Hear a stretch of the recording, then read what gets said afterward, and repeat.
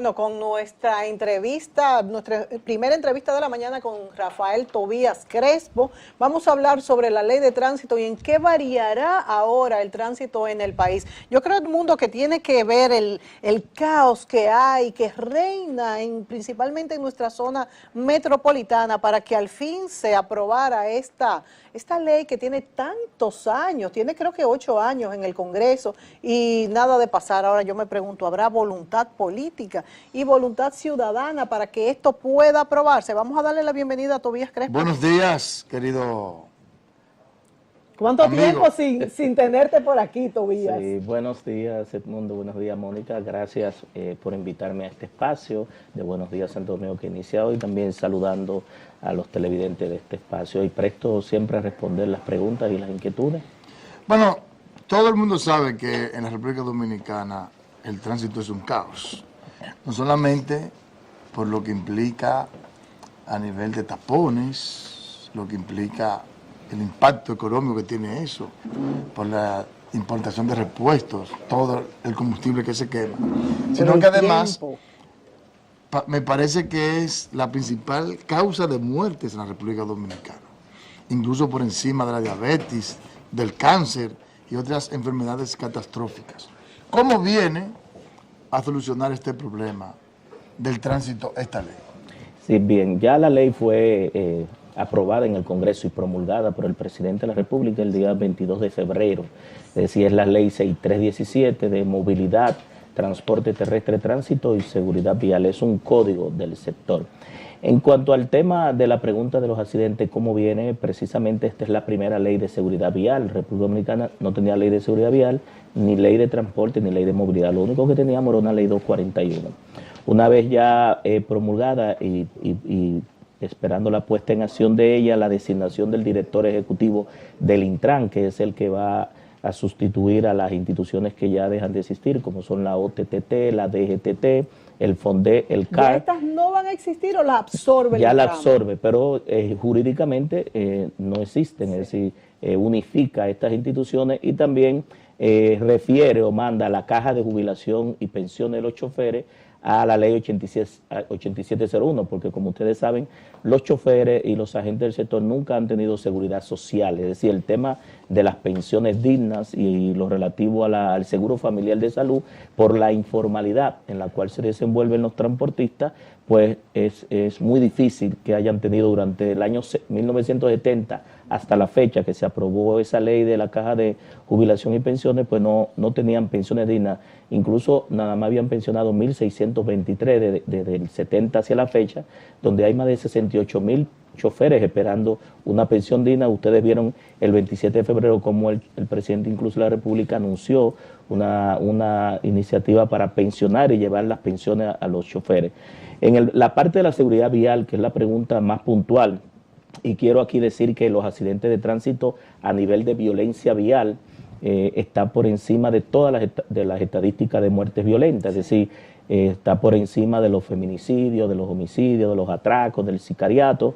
Cuando tú les traes los accidentes de tránsito a los datos que tiene a nivel general la Procuraduría General de la República, y que siempre hay un subregistro, porque en todos los países generalmente se indican los que mueren in situ, es decir, el que se traslada hacia los hospitales y muere en el traslado, o en los primeros 30 días, como dice la Organización Panamericana de la Salud o la Organización Mundial de la Salud, que es el plazo prudente para contabilizar esas muertes como producto del accidente de tránsito. Generalmente el seguimiento a esas estadísticas no se da. En ese sentido, la ley lo que establece es unas políticas bien definidas con respecto a la seguridad vial. Primero, las sanciones son más fuertes. Cuando tú tienes un régimen sancionador, aunque por el otro lado también tiene un tema de educación para la prevención, pero cuando el régimen sancionador es alto, las multas son más elevadas, tiene lo que se llaman las agravantes, cuando se producen muertes y víctimas con lesiones permanentes, por ejemplo, y que en esta agravante tanto el fiscal como el juez pueden poner la sanción mayor que establece esta ley y el Código Penal y el Código Civil en la parte económica, pues va a llevar a hacer un stop. No siempre ampliar las sanciones, en muchos casos lleva a reducir, sino va acompañado también de un proceso de educación y de reeducación a los que violan, es decir, a los pasajeros, sí, a los peatones y a los conductores. No solo la ley crea, en este caso, también al pasajero. No, la ley 241 únicamente sancionaba a los conductores. Esta ley no, esta ley, si los usuarios de las vías son los pasajeros, los peatones y los conductores, y les exigimos a ambos normas de conducción, protocolos al conducirse y al manejarse también, al desplazarse, debe haber sanciones para todo. Hay un capítulo de los peatones, hay un capítulo de los pasajeros y hay sanciones para esto. En el caso de la seguridad vial, vuelvo a retomar, crea el Observatorio Permanente de Seguridad Vial, que es un organismo que va a recolectar todas las informaciones sobre los accidentes de tránsito, las estadísticas, las causas, las consecuencias, la responsabilidad sobre estos accidentes, lo relativo a los daños a la propiedad privada y a la propiedad pública. Y nosotros le dimos en la ley un alto carácter al tema del llenado del acta de infracción, porque muchas veces en esa acta no se levantan los costos que provocan a los daños a la propiedad pública. Y los daños a la propiedad pública generalmente las empresas de seguro no los resarcen porque no está indicado en el acta de infracción. Es decir, ninguna empresa aseguradora va a reponer daños a pórticos, a señales verticales, a semáforos o a postes, por ejemplo, del tendido, si no viene levantado en el acta. Claro. Y se le dio un carácter técnico. Incluso los insumos de las estadísticas de este Observatorio Permanente de Seguridad Vial van a definir un plan nacional estratégico de seguridad vial que lleve al Estado, y cuando hablo del Estado no solamente al Ejecutivo, el sistema de justicia y los fiscales también tienen su rol en la parte sancionadora, a reducir los accidentes de tránsito, y nuestra aspiración es por lo menos que podamos en los próximos 5, 7 o 10 años reducirlo a la mitad. Es decir, si nosotros le quitamos 1.000 víctimas mortales a los accidentes de tránsito que rondan casi los 2.000 dominicanos y dominicanas que fallecen todos los días, es decir, a diario mueren 6 personas en accidentes de tránsito. Demasiado. Y los accidentes son evitables, y los accidentes no los mandó Dios, claro, no los mandó el destino. La mayoría de los países que han tomado como políticas públicas bien claras y definidas el tema de reducir los accidentes de tránsito lo han logrado. España, por ejemplo, tenía 1.600 y pico de víctimas. Estableció, modificó las leyes, aplicó recursos, formó a los agentes, usó las tecnologías de información y comunicación, y hoy por hoy tiene 1.040 víctimas al año, es decir, ha reducido 5.000. Pero si, por ejemplo, nos vamos a Corea, que estuvo recientemente aquí visitando como una cooperación del BID, ellos en el año 1990 tenían alrededor de 5.500 coreanos que morían todos los años. Hicieron lo mismo, y hace 4 años tenían 5.000. Están proyectando para el 2020 reducirlo a 3.500. Y yo creo que lo van a lograr. ¿Por qué lo van a lograr? Porque tienen un plan. Cuando tú tienes un plan, le aplicas recursos, lo ejecuta, monitorea, sí, vigila y reajusta ese plan, pues logra generalmente los resultados. Y si no lo puede lograr, por lo menos te acerca a ese objetivo. Entonces yo creo que nosotros tenemos todas las condiciones a partir de ahora, porque ya hay una ley, es decir, tenemos una ley, el Poder Ejecutivo y el presidente lo ha dicho desde que lanzó su campaña, que estaba esperando esta ley para empezar a organizar por un lado el transporte terrestre, que ustedes saben que las actividades del transporte terrestre también desprenden accidentes, aparte de lo que es el desorden en las vías, el tema de las rutas, la calidad de servicio del transporte. El tema de las rutas. Y entonces, en el caso del observatorio también, este observatorio va a trabajar muy de cerca, y la ley establece los accidentes, la investigación técnica de los accidentes de tránsito como de alta prioridad para el país. E indica que los agentes de la DGCET, que es lo que se convierte en la AMET, tienen que investigar los accidentes de tránsito de manera que puedan presentar un informe técnico, un expertise técnico al sistema judicial cuando hayan fallecidos, cuando hayan heridos, cuando hayan daño a la propiedad pública y privada, y esa investigación técnica de los accidentes de tránsito con sus unidades dentro de la DGC y colaborando con el Intran, va a permitir que nosotros tengamos estadísticas más acabadas. Por ejemplo, determinar cuántas personas fallecen bajo la ingesta del alcohol, no la tenemos, bajo la ingesta de droga, exceso de velocidad, carreras o competencia de auto en las vías públicas, el tema de la fatiga, de dormirse, por ejemplo, en las conducciones largas, sobre todo que se da en transporte de carga, que muchos de los patanistas y los transportistas de carga pues no hacen las paradas que deben hacer para Entonces descansar. se va a reglamentar todo todo eso. eso. Una pregunta importante, escúchame, Edmundo, tú has mencionado que la gente debe estar en su casa, Edmundo, preguntándose esto, que también se va a sancionar a los peatones y al que los toma, pasajeros. y al que toma. Entonces, el que cruce la calle donde no se debe cruzar o al que coja un carro público donde no debe de cogerlo, ¿se va a sancionar? Sí, mira, en el tema, por ejemplo, de los peatones, establece que el peatón tiene derecho de paso, sobre todo que los vehículos deben detenerse, ¿verdad? O reducir la marcha, en los pasos de cebra, en la línea de stop, sobre todo donde diga en las intersecciones, donde quiera que vaya a cruzar los peatones, y se da esa prioridad, pero también establece que los peatones, cuando no le da el paso de la luz, deben respetar la circulación en la calzada de los vehículos. Si hay construido pasos de peatón o no hayan construido pasos de peatón, le indican a esos peatones dónde es que deben de cruzar, no diagonalmente en la mitad del tramo. Si hay estructura. ¿Esto se va a sancionar todavía? Sí, con el número de cédula, es decir, los agentes, la ley establece un salario mínimo, pero también establece si a veces se reclaman muchos puentes peatonales y sobre esos puentes peatonales a veces hay protestas, incluso fallecen y heridos para solicitar los puentes peatonales, y hay una estructura construida que el Estado gastó una gran cantidad de millones de pesos. ¿Por qué el peatón tiene que pasar por debajo? A veces rompiendo barreras y estableciendo todo un desorden en la parte de la vía donde se construyó un puente peatonal. Ya incluso aquí hay corredores que se están construyendo puentes para motocicletas, es decir, cuando tú vas en el este ya tú tienes puentes para motocicletas, y eso te va a permitir reducir los accidentes de tránsito. Cuando tú no tienes el cruce de estas motocicletas en corredores principales, donde ya los cortes en las vías, que muchos de ellos son ilegales, esos cortes te provocan incidencias que el conductor generalmente no lo está visualizando. Te pasan peatones, te pasan motocicletas, y eso provoca muchos accidentes, sobre todo mortales, porque el que va a una velocidad en un corredor principal, en una autopista, en una autovía, va a una velocidad que está diseñada esa para vía, no parar, y para generalmente esa colisión le llega de imprevisto. Ahora, Edmundo, ¿y qué vamos a hacer con las voladoras, Tobías? Porque mientras no se le dé una educación al chofer de guagua pública y al chofer de concho, no va a mejorar el tránsito, se van a cambiar los vehículos. ¿Qué va a pasar con esto? Sí, la ley establece precisamente la Escuela Nacional de Educación Vial, que aunque ya está vía administrativa a través de la OPRED, nosotros le damos carácter de ley, le damos carácter nacional y le dimos mucha importancia en esa ley, porque es la que va a establecer todas las políticas públicas de educación vial. Establece la educación vial en los niveles inicial, básico y medio, para en una generación o una generación y media nosotros tener una nueva cultura ciudadana, pero también esta Escuela Nacional de Educación Vial va a certificar y establece un plazo, la ley de 4 años, para que todos los choferes en las diferentes modalidades, transporte urbano, interurbano, transporte turístico, de taxi, de carga, de mercancía peligrosa, de materiales explosivos, de combustible, material radiactivo, se certifiquen en esa escuela de educación vial y tengan las competencias, las habilidades y los conocimientos para desempeñarse en la profesión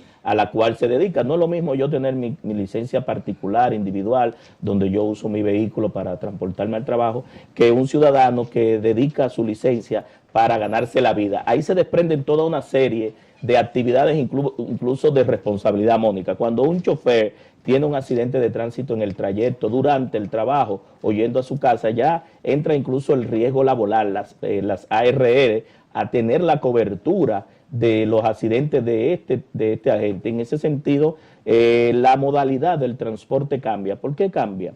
El transporte terrestre se ha desenvuelto durante más de 30 o 40 años bajo la informalidad. Es decir, yo soy un propietario de una guagua, te la doy a ti para que la explote el servicio en una ruta que tienes un turno, tú me garantizas a mí, por ejemplo, 1,000 y pico de pesos todos los días, si es un minibús o un microbús, y todo lo que tú hagas en el día es tuyo. Es decir, que bajo ese mecanismo, primero no hay formalidad. La ley establece la formalización, es decir, el Intran y los ayuntamientos nunca van a ver a un gremio, a un sindicato, van a ver a un prestador de servicios de transporte, ya sea público o privado, a la cual el Estado le da una licencia de operación que es para explotar una ruta.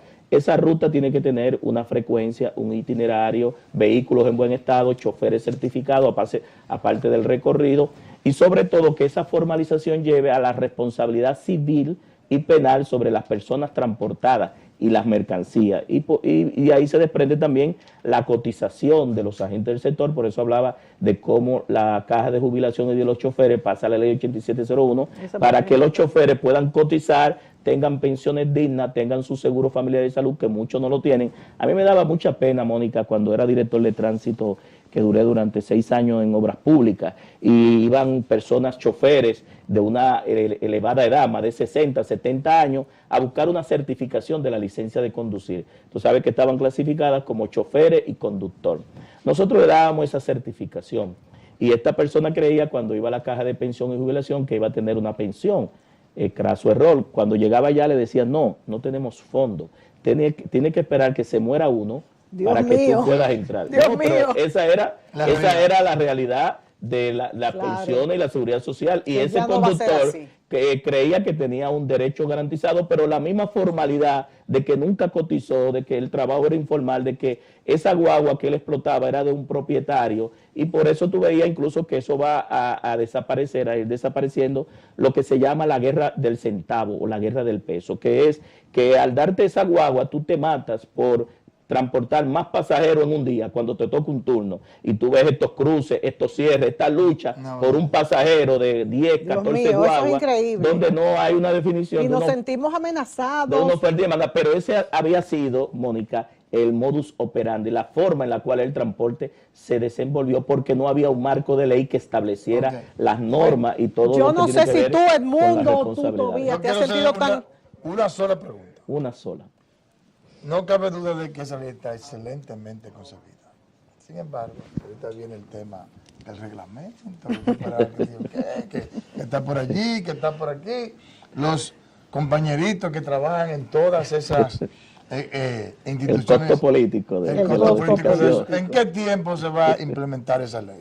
Bien, mira, la ley establece, por ejemplo, una vez el presidente de la República designe al director ejecutivo del Intran, que todavía no lo ha designado, se está trabajando del Ministerio de la Presidencia en la conformación, es decir, ya pidiendo todo lo que es la base de datos, la empleomanía, las propiedades y los activos de cada una de las instituciones que desaparecen para el tema de la unificación, para que una vez el presidente dé el decreto del director ejecutivo, que esta ley no estableció plazos, sí estableció plazos para diferentes iniciativas, por ejemplo, los reglamentos que tú hablas, muy bien hablas, le da un plazo de 6 meses, es decir, una vez conformado el Intran, que se reúna el Consejo Directivo del Intran, que está compuesto por 5 ministros, el Procurador General de la República, el Secretario de la Liga Municipal Dominicana en representación de los 158 alcaldías y las 232 directores de distritos municipales, y el director ejecutivo del Intran, que es secretario del Consejo con voz y sin voto, pues establecerán esos reglamentos que tienen un plazo, ahí sí le da la ley, de 6 meses.